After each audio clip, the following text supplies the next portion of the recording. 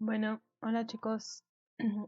Como les comenté en el aviso, además de la liga para que consulten lo que es Reclutamiento 4.0, quisiera complementarles algunos aspectos o elementos importantes de lo que es la selección de solicitantes en cuanto a ventas se refiere.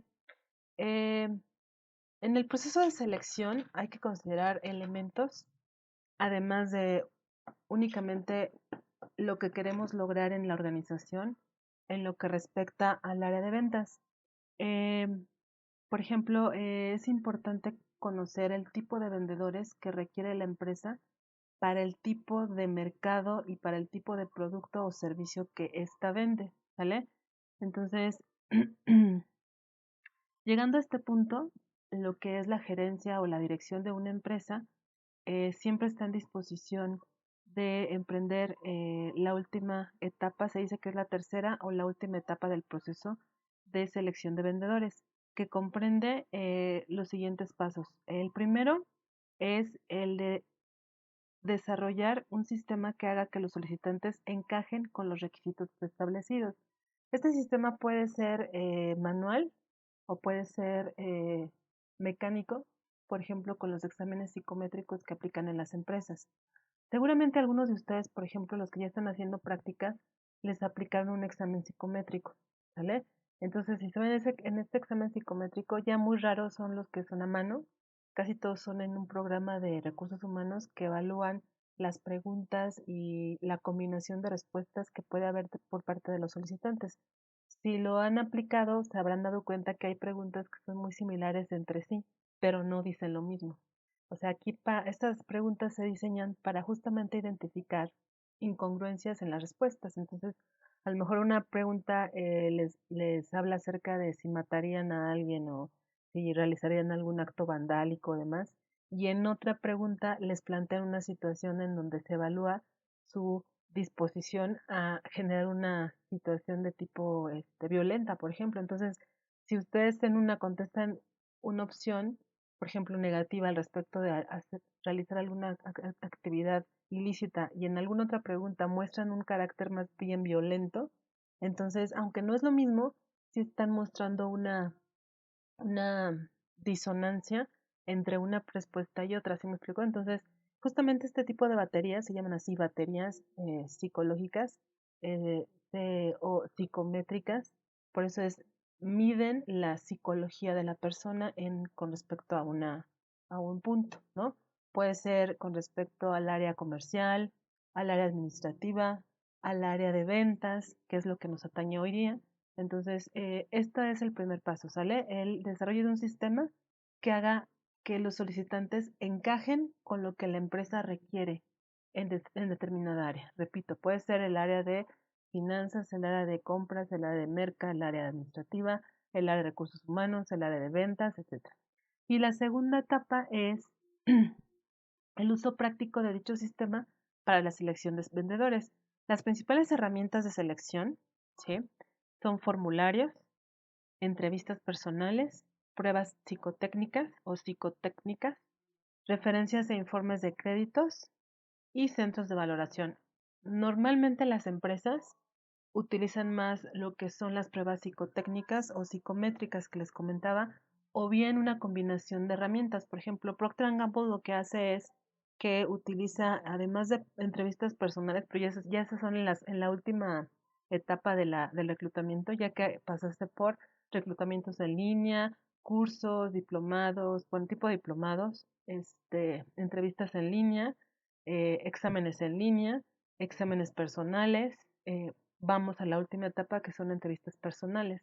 Entonces, ya que estás en las entrevistas personales, ya el siguiente paso es digamos, la activación como empleado en lo que es Procter, ¿no? Pero bueno, la verdad es que Procter es una de las empresas que maneja un sistema de reclutamiento y contratación de lo más robusto, de lo más confiable, porque son diversas herramientas que conjugadas arrojan el mejor resultado en la etapa de selección del personal, ¿sale? Entonces, eh, cuando hablamos de lo que debe tomar en cuenta la dirección para seleccionar y desarrollar una planificación estratégica de reclutamiento de vendedores son, eh, digamos, los elementos que les voy a comentar en este momento. Eh, por ejemplo, cuando la dirección o el área de gerencia o incluso el área de recursos humanos en su más alto nivel desarrollan elementos o preguntas a desarrollar en una prueba psicométrica, por ejemplo, los aspectos que se deben preguntar y los que no se deben preguntar son algunos de los siguientes.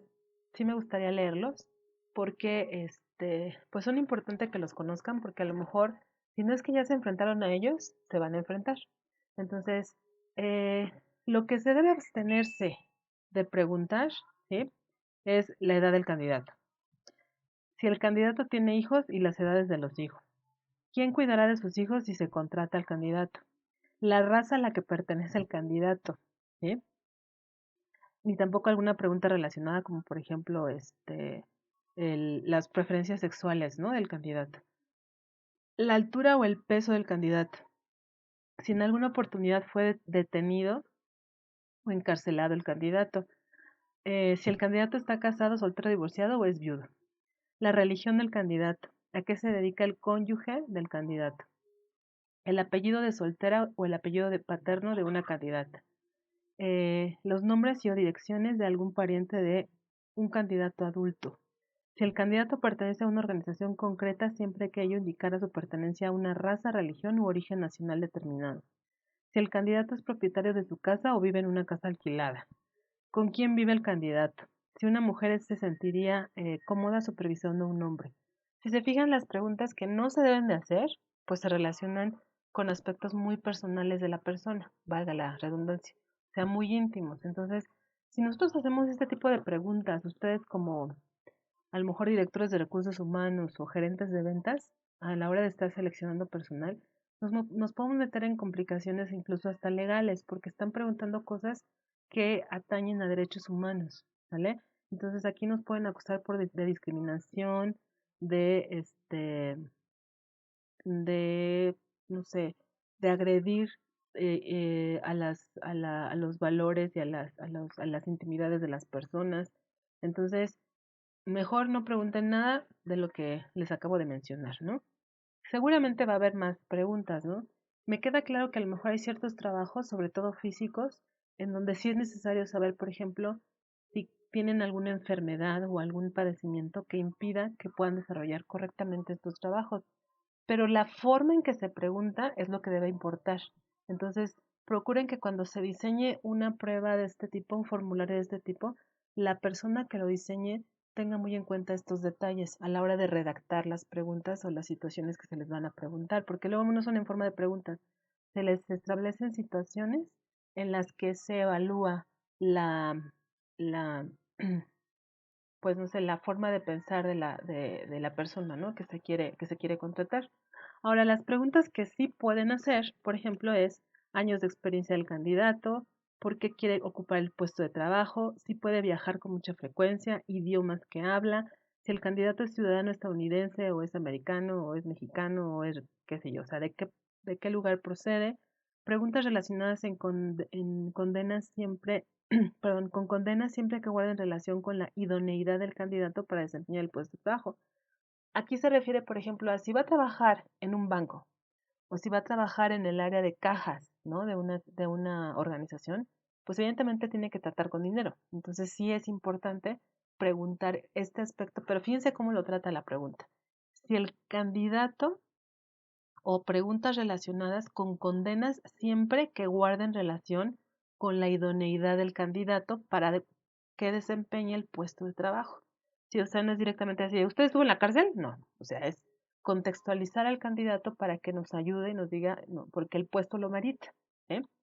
Si hay que llamar al candidato señor, señora o señorita, preguntas respecto a los objetivos del candidato, preguntas sobre el conocimiento o técnicas concretas, razones por las que el candidato no le gustó un trabajo y razones por las que lo dejó, y preguntas sobre estudios, instituciones académicas en las que cursó, perdón, es que se le va, o sea, se suspende un momento la pantalla, Y por último, si el candidato se sentiría cómodo supervisando a otras personas. Entonces, aquí ya van las preguntas que sí pueden hacer orientadas a las capacidades o competencias de las personas que queremos contratar, ¿sale?